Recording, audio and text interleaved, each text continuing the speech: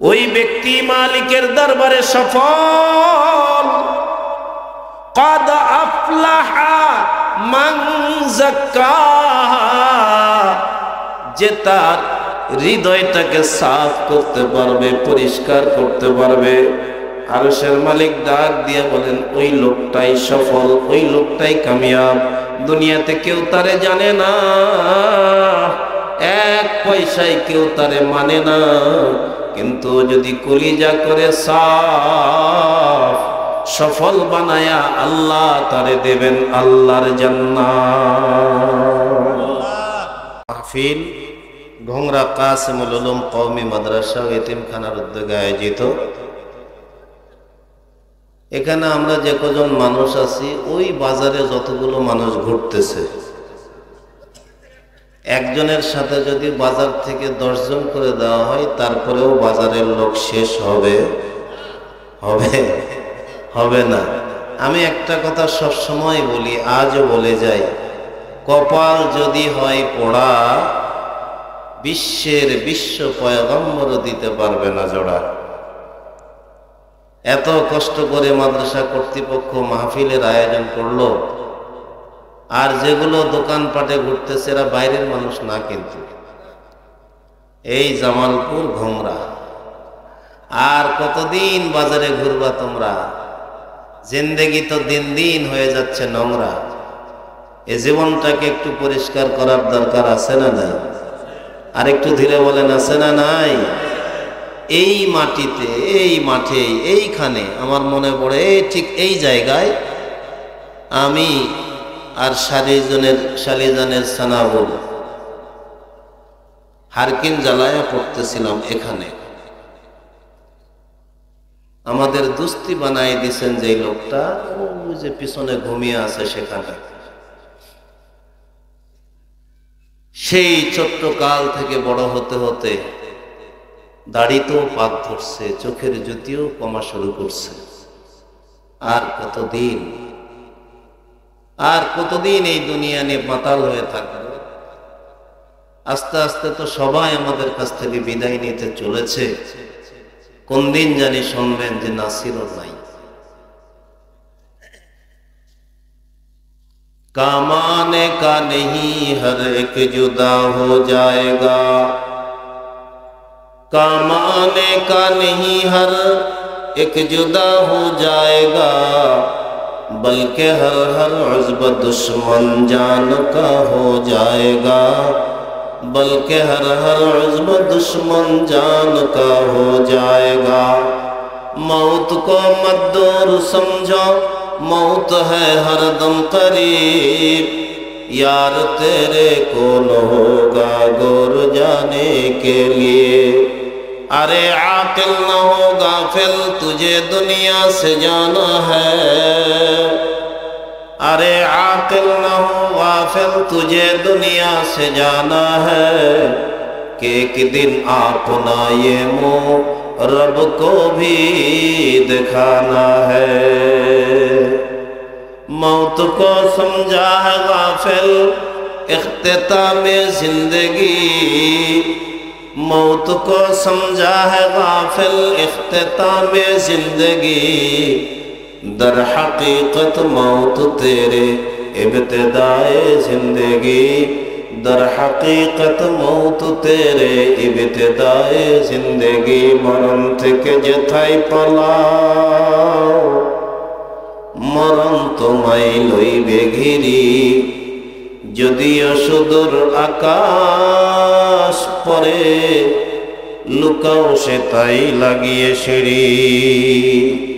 আল্লাহ তাআলা মরণকে স্মরণ করার তৌফিক দান করুন। আজকের মাহফিলের প্রধান আলোচক আমার অত্যন্ত মহব্বতের কলিজার ভাই, আমরা একই শায়েখের মুরিদ, যার কথা শুনে আমরা চলি।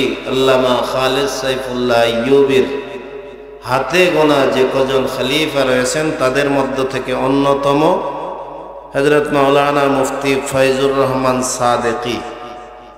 লোকটা দেখতেও যেমন সুন্দর, আলোচনাও সুন্দর। আলহামদুলিল্লাহ। আগামী বছর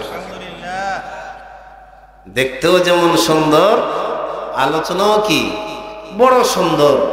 এজন্য যারা আশপাশে ঘুরতেছেন, আপনারা তো আমার ওয়াজ সবসময় শোনেন, কোনো অসুবিধা নেই। আমার সামনে যদি এই একটা লোক বসে থাকে, আমি ওরে নিয়ে ওয়াজ করবো, আমার অসুবিধা নেই। কিন্তু আপনাদের কাছে বিনীত অনুরোধ, বড় কষ্ট করে আমি নিজে তারে দাওয়াত দিছি। আজকে বেলা 12টার পর থেকে কতবার যে কথা বলছি ও জানে আর আমি জানি। তো যেই লোকটাকে আনার জন্য এত শ্রম দিয়ে এত মেহনত করে নিয়ে আসলাম, আপনারা যদি লোকটার মূল্যায়ন না করেন, মর্যাদা না দেন, আল্লাহ আমাদেরও মর্যাদা দেবে না। এজন্য সকলের প্রতি বিনীত অনুরোধ করব, অল্প সময় লম্বা যে আলোচনা করেন তাও না, অত্যন্ত গুরুত্বপূর্ণ কিছু আলোচনা রাখবেন। আমরা সবাই উপস্থিত হই, আল্লাহ তৌফিক দান করুক। আজকের মাহফিলের প্রধান মেহমান আমার কলিজার ভাই, একসঙ্গে আরাফা, মিনা, মুজদালিফা, মাকামে ইব্রাহিম, রওজায়ে নবী সব জায়গায় ঘোরাফেরা করেছি। আমাদের এই নওগাঁ জেলার শত শত বাইতুল্লাহর মুসাফির, যার তত্ত্বাবধানে হজ করে ফিরে এসেছেন, ওমরা করতেছেন, করবেন, আলহাজ সৈয়দ মোহাম্মদ মেহেদি হাসান, স্বত্বাধিকারী মেহেদি ইয়ার travels and trade, Mahadevpur, Naogaon. আর আজকের মাহফিলের যিনি সভাপতি, আমরা নিজেদেরকে বন্ধুও ভাবি, ভাইও ভাবি,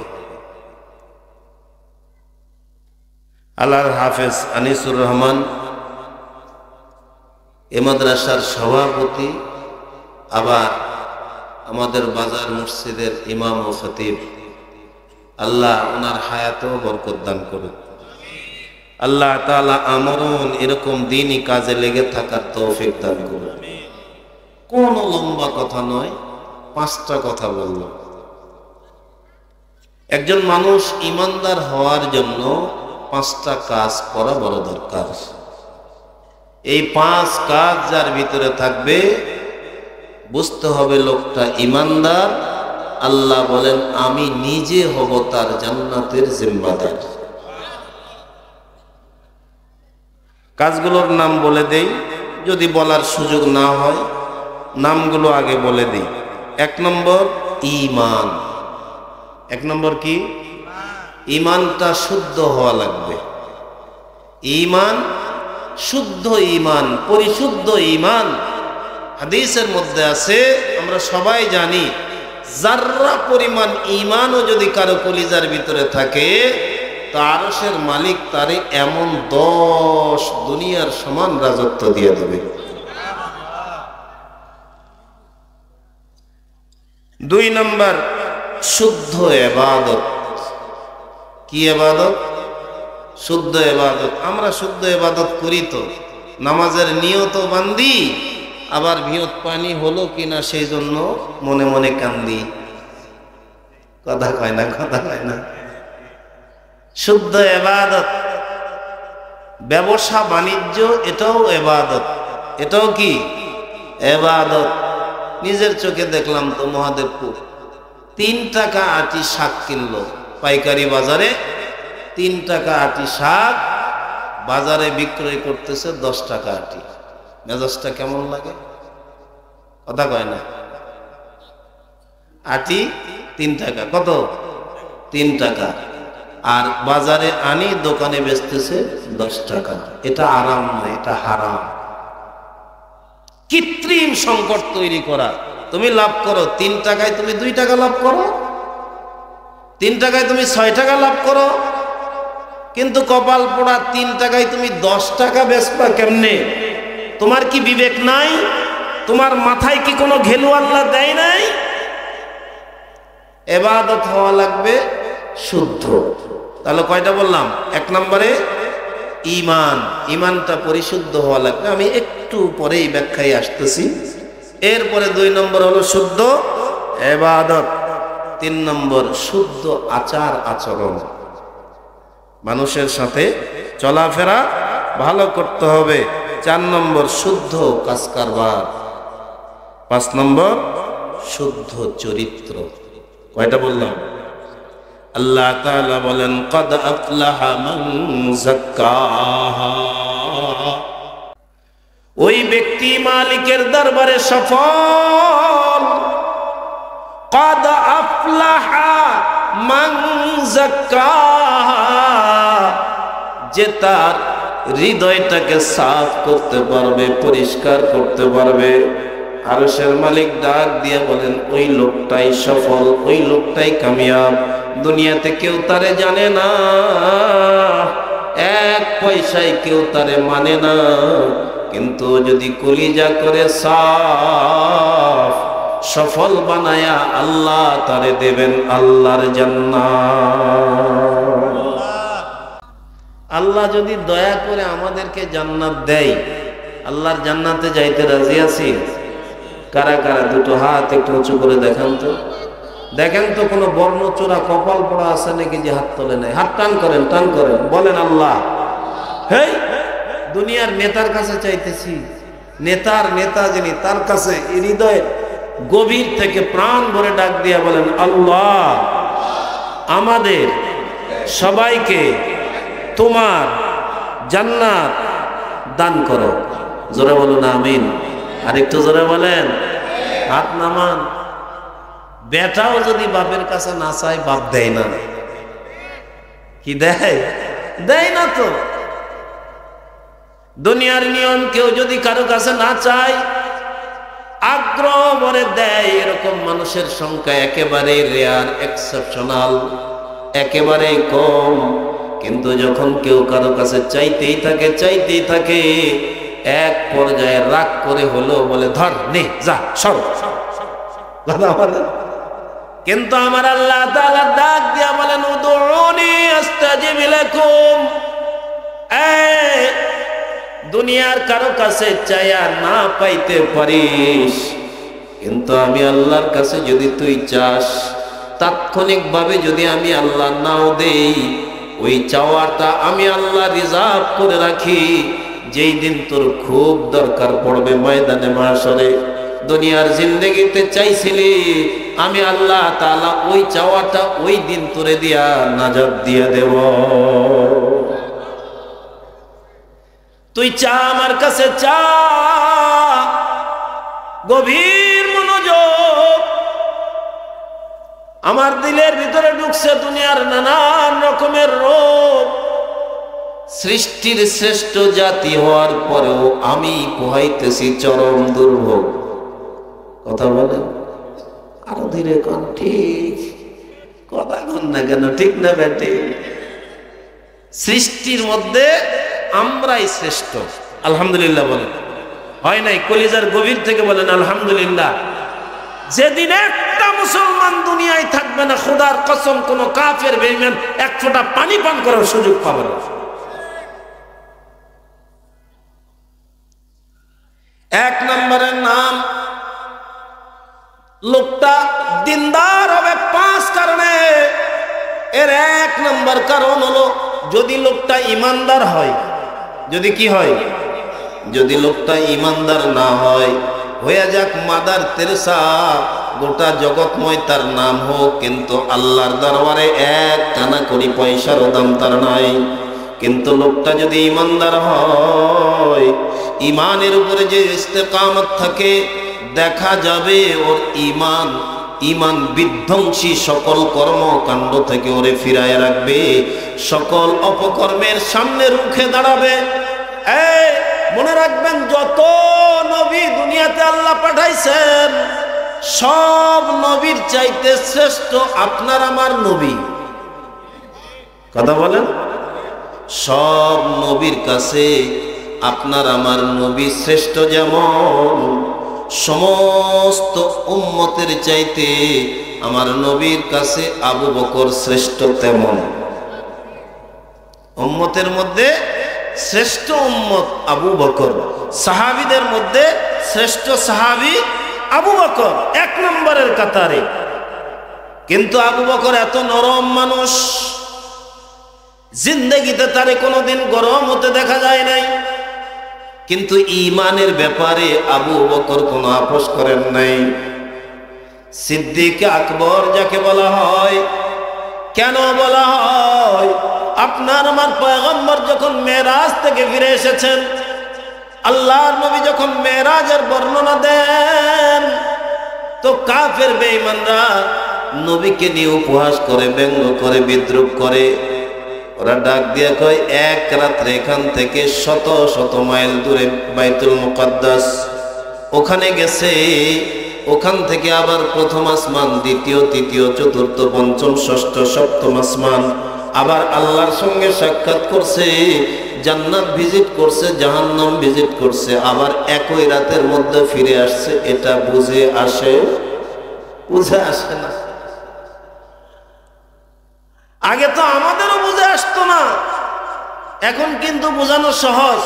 মোবাইলে শুধু টিপ দিবেন, ভিডিও কল দিবেন, আপনার ছেলে সৌদি আরব, দুবাই, লন্ডন, মালয়েশিয়া, থাইল্যান্ড, শুধু কলটা লাগতে দেরি, পট করে আপনার ছেলের ছবি চোখের সামনে চলে আসছে।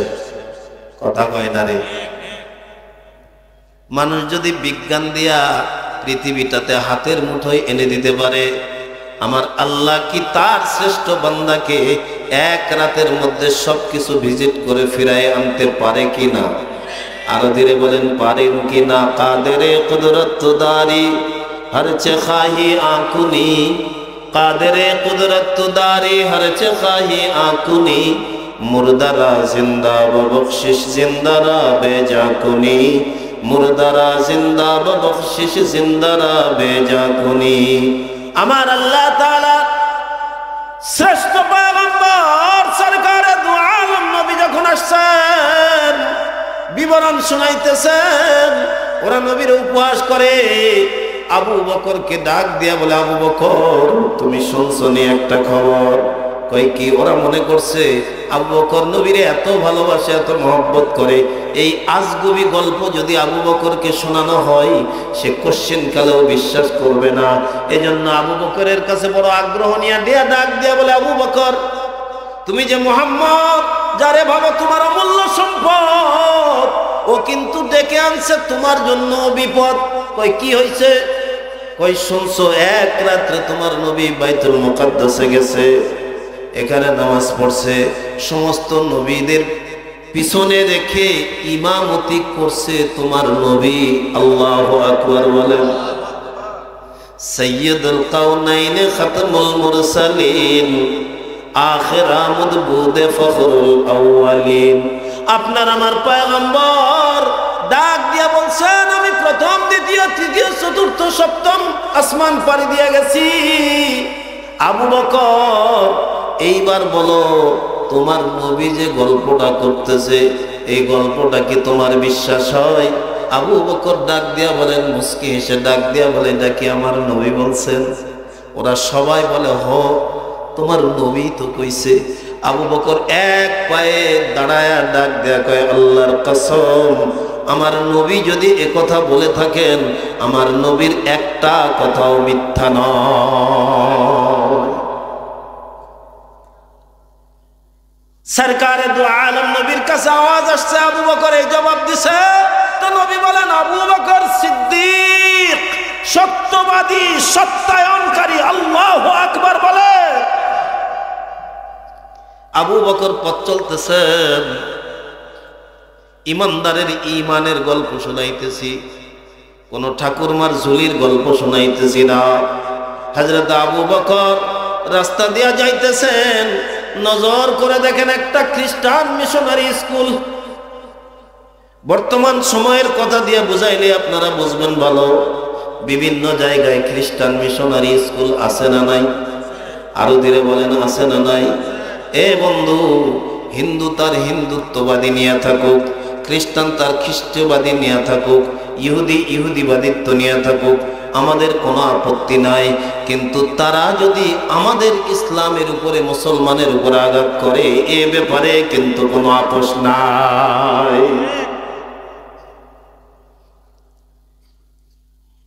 হযরত আবু বকর সিদ্দিক রাদিয়াল্লাহু তাআলা আনহু নজর করে দেখেন, ইহুদি একটা পণ্ডিত অনেকগুলো তার শাগরিদদের নিয়ে পণ্ডিতি জাহির করতেছেন। হযরত আবু বকর সিদ্দিক রাদিয়াল্লাহু তাআলা আনহু তার ভিতরে ঢুকে গেছেন, গিয়াই ডাক দিয়ে বলতেছেন, পণ্ডিতের নাম সম্ভবত ফিনহাস। ফিনহাসকে ডাক দিয়ে বলেন, ও ফিনহাস, আপনি তো তৌরাতের আলেম, আপনি জবুরের আলেম, আপনি ইঞ্জিলের আলেম, তাহলে তৌরাতেও আছে, জবুরেও আছে, ইঞ্জিলেও আছে আখিরি জামানার পয়গম্বর মুহাম্মদুর রাসূলুল্লাহ সাল্লাল্লাহু আলাইহি ওয়াসাল্লাম দুনিয়ায় এসে গেছে।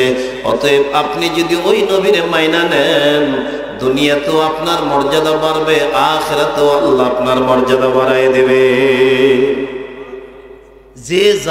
যে কাম করে দেখবেন ওর মাথায় খালি ওটাই ঘোরে। কথা বলেন, কথা বলেন। হকারেরা দেখবেন গাড়িতে ওঠে, ট্রেনে ওঠে, আর আপনারা ভালো বুঝেন মাতাজি বাজারে তো গুয়াহাটির সারা ওদের দখলেই থাকে।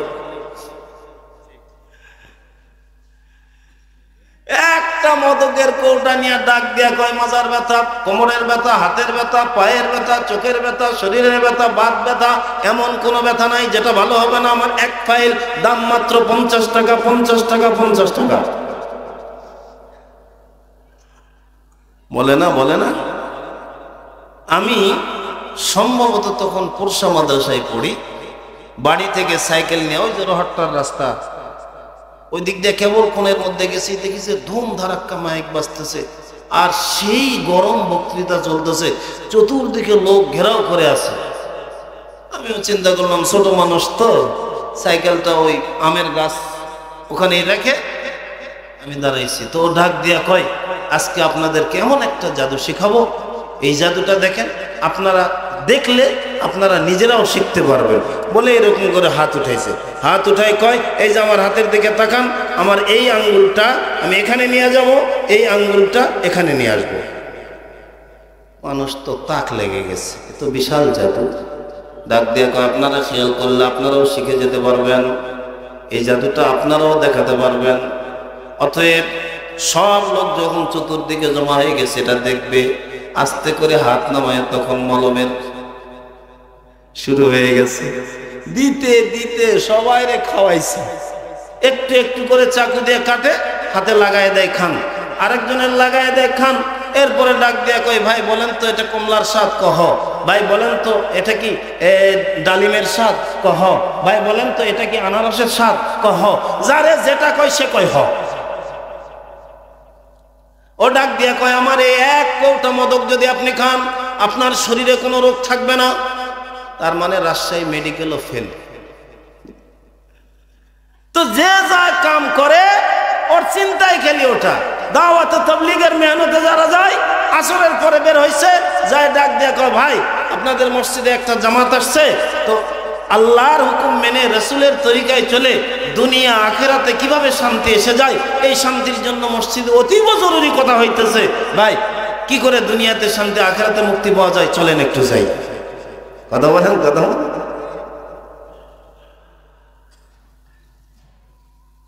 হযরত আবু বকর সিদ্দিক রাদিয়াল্লাহু তাআলা আনহু ডাক দিয়া বলে, ফিনহাস,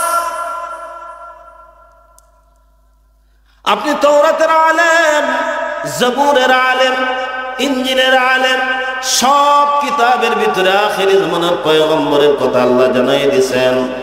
নবী যখন আসবে আগের সবগুলো বাদ। কি? আখিরি জামানার পয়গম্বর যখন আসবে আগের সবগুলো বাদ। এই নির্দলীয় তত্ত্বাবধায়ক সরকার আসছে, আগের এমপির গোষ্ঠী সব বাদ। কথা কয় না কেন?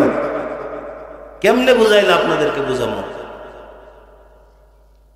ও ফিনহাসকে যখন আবু বকর এমন কথা শোনাই দিছে, ফিনহাসের মেজাজ গরম। ও ডাক দিয়া কয়, এ আবু বকর, তুমি কি ওই নবীকে মানতে বলো যেই নবীর আল্লাহ তার বান্দাদের কাছে কর্জ চায়, হাওলাত চায়, ঋণ চায়? নাউযুবিল্লাহ। জোরে বলেন। হয় নাই, আরো জোরে বলেন নাউযুবিল্লাহ। এমন নবী বুঝে আমারে মানতে কও যে নবীর উপরে নাজিল হয়েছে আসমানি কিতাব কোরআন, যেখানে কোরআনে ডাক দিয়া কয়, ইউকরিদুল্লাহ কারদান হাসানা। এই তোমাদের যাদের আল্লাহ সম্পদ দিছে, ওই সম্পদ থেকে আল্লাহকে তোমরা কর্জে হাসানা দাও। কর্জে হাসানা দাও মানে ঋণ দাও, হাওলাত দাও, লোন দাও।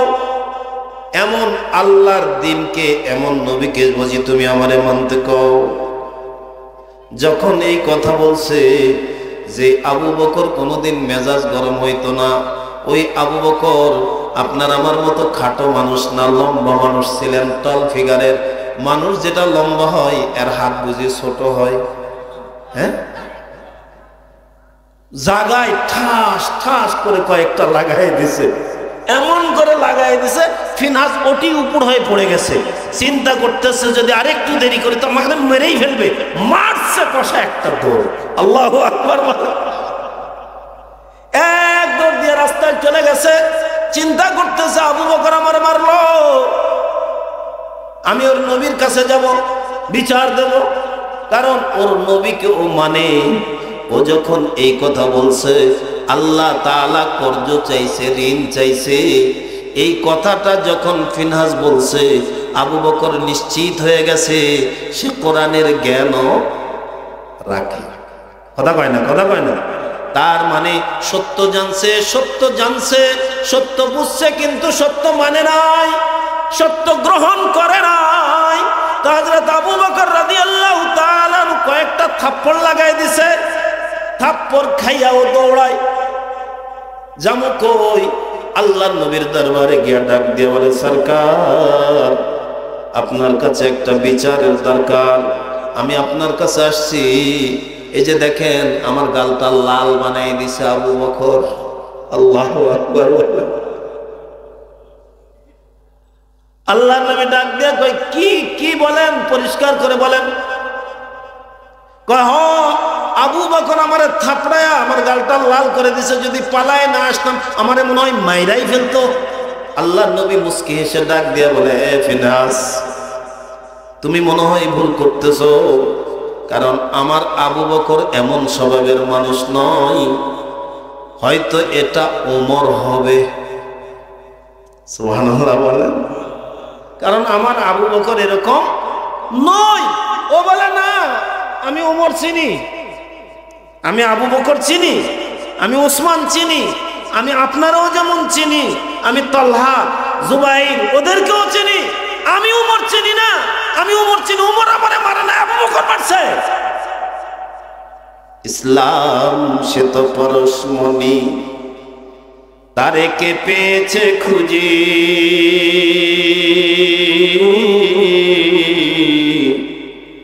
পরশে তাহার সোনা হলো যারা, তাদের এই মোরা বুঝি।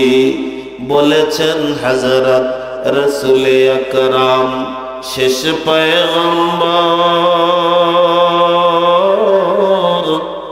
আমার পরে নবী হতো যদি কেউ, ঠিক হতোই সে ওমর। আল্লাহু আকবার বলে।